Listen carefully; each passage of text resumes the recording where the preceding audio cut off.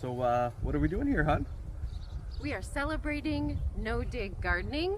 That's right, no-dig is a method that we often use in both our previous garden in Victoria and then this garden here. So we're just going to talk a little bit about no-dig. We don't usually talk, but we're going to actually talk about stuff. And then we are attempting a world record no-dig bed making today. Let's go.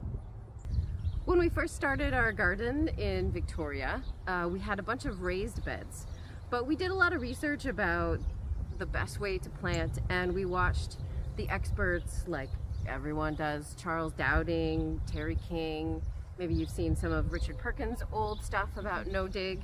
And so when Jason made the huge no-dig beds for me for Christmas one year, he did it with the no-dig method. And we often use cardboard on the bottom and then we put compost on there. We really like no-dig because it incorporates a lot of things that are scientific and also use a lot of things from the garden. So composting is a very important part of no-dig, and creating compost is one of Jason's greatest loves, really. Next to me, maybe compost making, maybe golf. And so we love that allowing for no-dig allows for all of the bugs and the organisms in the soil to thrive, and that makes for better plants. So no-dig has a lot of benefits. As I said, you are encouraging life in the soil. It's easier long-term, although it can be a bit hard at first to set up because you need to make sure you have all of the materials. My mother loves it because of the lack of weeds. If you set up your beds so that you have, for example, something in between, some really good mulch like wood chip, which we used in both Victoria and here, the weeding is just non-existent. Digging and double digging really brings up all the weeds and it becomes problematic. So in the long term, it's definitely one of the easier types of gardens to maintain. As I noted, there are some drawbacks, just like there are for everything. You do have to have access to good quality compost, and that can be a challenge, particularly now that a lot of people are gardening. There's just a shortage, and if you're not able to make your own, then it can be a little bit problematic. So you have to be a little bit creative, like we have here. Jason has set up a couple of HOA approved composting sites. The other element is that sometimes, in some circumstances, a one-time disturbance is actually beneficial for the soil, and that has proven the case here. For several of the beds, Jason did a one-time tilling, and so you just kind of have to be open and flexible to what you are working with and what you need to do to make the garden as great as possible. My mom wanted me to add that she believes that no-dig gardening is pretty much like a different way of life in terms of gardening. She used to dig and now she does no-dig. She finds it much more enjoyable. She thinks that other people would find it more enjoyable, and it's much easier to get non-gardeners into gardening if you show them how easy it is to garden with a no-dig approach.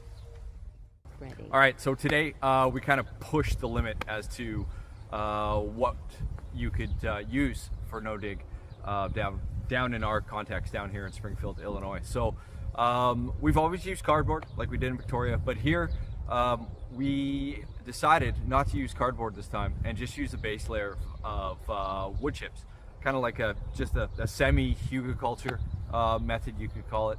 But one, it's easier. Two, we'll get to see if it works. Three, this is going to be a strawberry bed, and we've noticed that the strawberries grow really, really well in the wood chip pathways. So yeah, it was really, really simple. All we did was we threw down some rabbit manure at first. I did test the rabbit manure through a bioassay. Something you want to kind of be careful with manures. Sometimes there is persistent herbicides in them. So the test came back fine. So we started with rabbit manure, then a pretty thick layer of wood chips. Again, we get some pretty high quality wood chips for free, very close to the house here. So it makes sense for us to do that. Then all we did was pour down some of our last remaining lactobacillus, which will help break down the wood chips. Of course, you don't need to do that at all. It'll take care of itself over time. Then we just put over grass clippings and some random leaves that ended up on the lawn here. We just mowed the lawn yesterday. Really easy. They'll break down super fast. They'll also suppress the weeds. We did it in a thin enough layer that we think that it'll keep away from matting and creating an anaerobic layer in there.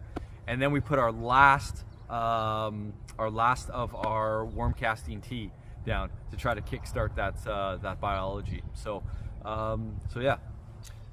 All right, and then simply at the end, because composting is a challenge down here in this community, and we don't really have access to good quality compost. All we did was we reused our potato soil. So we just dumped our spent soil from our potatoes. Beautiful, beautiful stuff. Thin layer, another little bit of worm casting tea on top of that. And then yeah, onto the final step. All right, and as most of you know, I've been playing around with cover crops. So it's very late in the year now. We've had some very, very hard frosts, but it was a good opportunity to just try a small section of hairy vetch, about a 4 by 4 foot section, and then just covered it with wood chips, watered that in lightly, and I just want to see if that will pop and make it through the winter. Seemed like a good opportunity. Then we had strawberries. Lots and lots of strawberries. So we potted a lot of them up, but there were some random ones that we just put into water because we didn't have time to pot them up. So they sat in water for a month, maybe 6 weeks, and then the last 4 nights they froze solid. So we thought, instead of hucking them, why don't we just throw them in here and see what happens. Now, are they going to be there in spring? I'm not sure. If they are, it'd be a bit of a miracle. But it just seemed like a good opportunity, and because of the ice, they're kind of self-watering. So we'll see how that goes.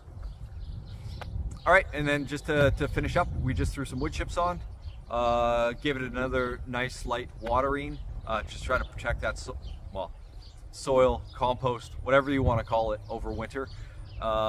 You know, if nothing works, it's fine. By the spring, I think it'll be decent enough to plant our good strawberries in, and we'll see how that goes. We'll probably have some more soil by then that will be able to help things out. So yeah, 32 minutes to create a 16 by 4 foot bed. I think that might qualify as a world record. Definitely self-proclaiming that. Yeah. But yeah, it was just tons of fun. Like it doesn't matter if it works right now. It'll definitely work in the future. Definitely. Like I think next spring, next summer, we'll have a really nice strawberry bed there. And it was super fun to do. So thanks for watching, everyone. Happy No Dig Day, and stay awesome. Let's go.